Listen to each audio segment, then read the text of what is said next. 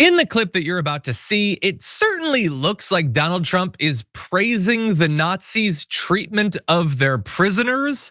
I will let you decide and also say that that's what he's doing. It's very clear, it's insane, but it's even worse than that.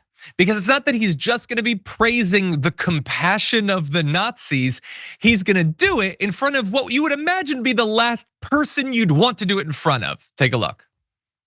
Was there any sign of love? You were there, 10 people. It's only 10, but it's pretty representative. Did the Hamas show any signs of help or liking you?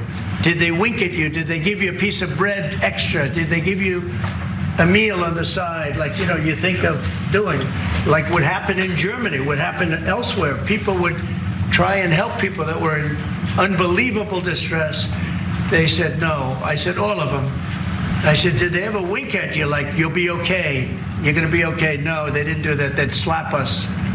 The hatred is unbelievable. Something's unbelievable about that. Maybe it's Marco Rubio, JD Vance, and Pete Hegseth just like staring at the floor, utterly embarrassed and uncomfortable about what they're seeing as Donald Trump goes on and on and on about how Hamas is mean, which, yeah, they're terrible. But in comparison specifically to the Nazi jailers of those imprisoned during World War II and the Holocaust, who were super nice. And he's saying that in front of Benjamin Netanyahu. So that is amazing. I don't understand how you get into that position, but if you're gonna be in that position, maybe because you just have so much to say about it, why is it that the only empathy, the examples of empathy that you can come up with are people giving you extra food and winking at you? He multiple times returned to each of those. A sly little wink and an extra bit of food. And I also just want to remind everyone that the hostages being held by Hamas were held in absolutely horrid conditions. Many of them injured, many of them died. All this is terrible. I also want to be clear, at that time, month after month after month, the Palestinian people are being utterly devastated. Tens of thousands of totally innocent men, women, and children being blown to bits.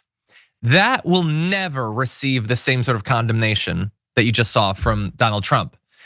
It's mean to not wink. It's not mean to incinerate a child. It's mean to not give extra bread. It's not mean to drop a building on a family. Okay, just to be clear. And again, 100% based on the identity of the individual. There are some people who deserve empathy and compassion, okay? There are others who don't even deserve to continue living. So this entire thing is disgusting, and we're actually gonna get some video that makes it even worse, but yeah, so I wanted to give you an opportunity to jump in on that. Did Hamas show signs of liking you? Is that what he asked? Like what does that even? First of all, if Donald Trump ever winked at me, I would definitely take that as an act of aggression. I wouldn't feel comforted by Donald Trump winking at me or anybody like him. But as he pointed out, it's such a ridiculous statement that he's making or attempting to make that it's hard to even for us to make sense of it, to make sense of what his goal is here.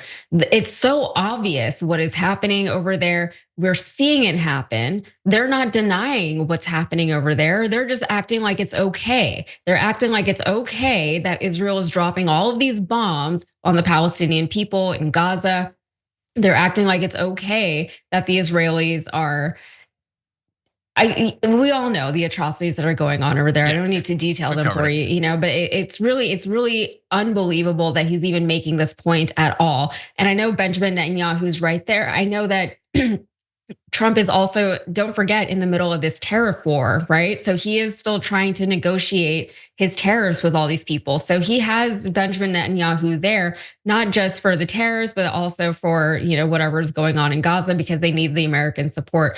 So there's a lot going on here, but it is a very strange way for Trump to attempt to curry favor with Netanyahu, which is, I guess, what he's doing, even though he really doesn't need to. Yeah. By the way, just to add a little extra note to this weird need to humanize the Nazis or whatever. And again, it's not that like in a history book, you couldn't have something like that.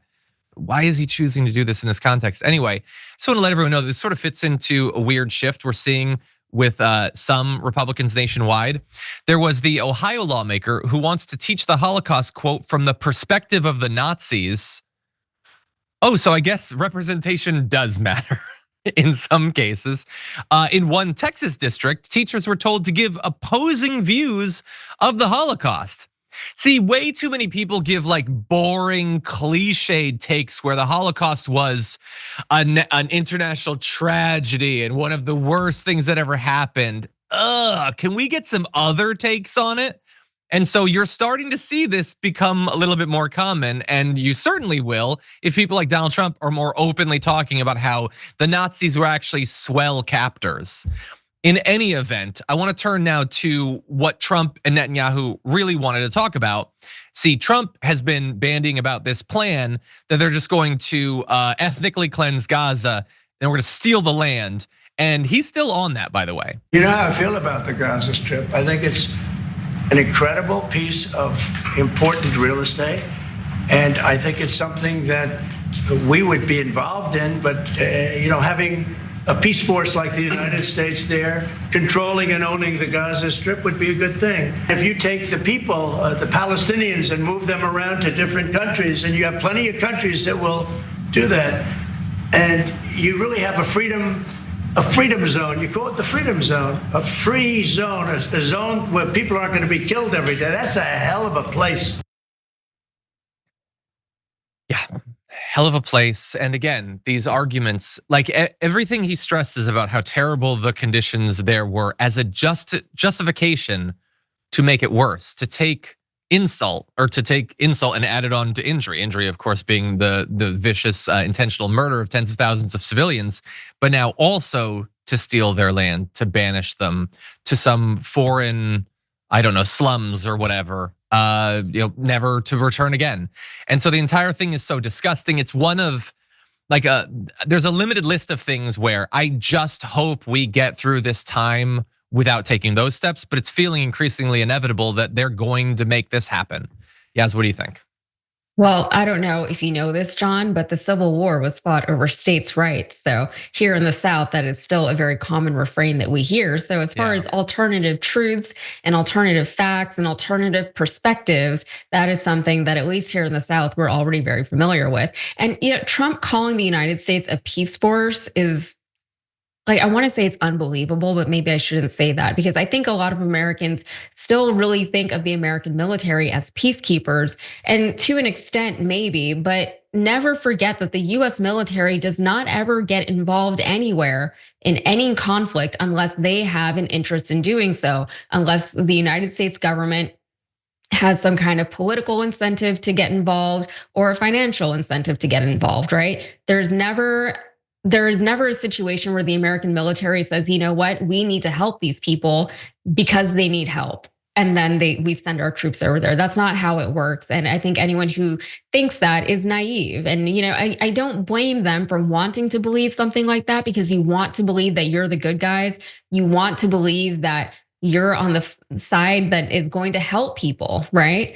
But the fact of the matter is that the US military is very destructive, even when it's not trying to be, right? If it's not destructive, it's at least disruptive, right? We have military bases all over the world already in countries where they don't even want us there.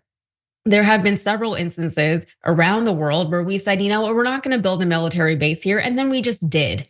And then they got mad at us. And then we have to wonder, oh, why are they mad at us? Because the American people, we don't know what's going on, right? Whenever 9/11 happened and they attacked us, how many Americans were like, why did they attack us? What did we do to them?